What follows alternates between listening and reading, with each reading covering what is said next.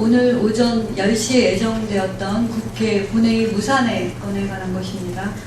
오늘 오전 10시에 열릴 예정이었던 국회 본회의 개최가 무산되었습니다. 오늘 본회의는 정치개혁특위 연장의 건, 2014 회계연도 결산안 처리의 건, 대법관 임명안 동의안 처리의 건 등이 상정될 예정이었습니다. 모두 시기적으로 오늘 본회의에 상정돼야만 하는 주요 안건이었습니다. 정개특위 기간은 8월 말이 시한이므로 정개특위 연장의 건을 8월 말 이전에 상정하지 않으면 정개특위의 공백 상태를 맞게 됩니다.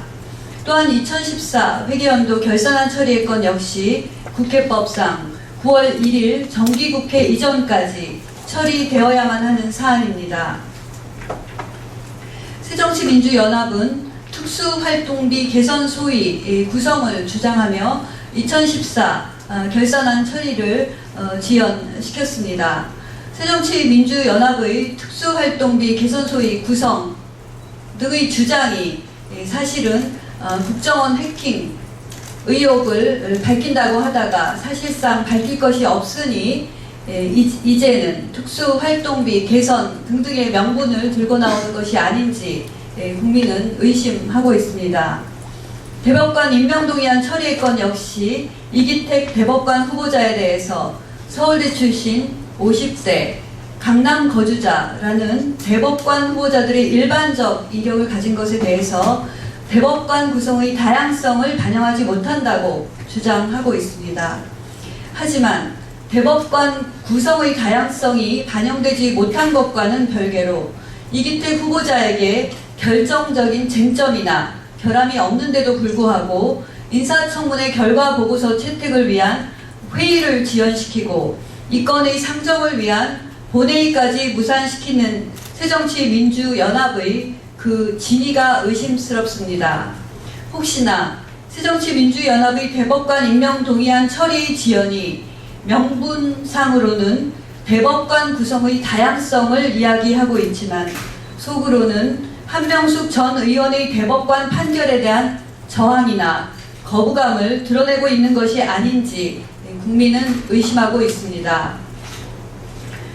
오늘 오전 10시에 본회의 개최는 여야 간의 합의에 의해 예정된 국회 일정입니다. 야당의 대답을 요구합니다.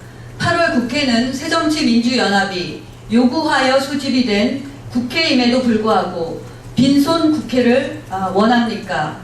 오늘 본회의 일정 역시 지난 8월 20일 여야 원내대표 및 수석 부대표 간의 합의에 의한 일정임을 벌써 잊었습니까?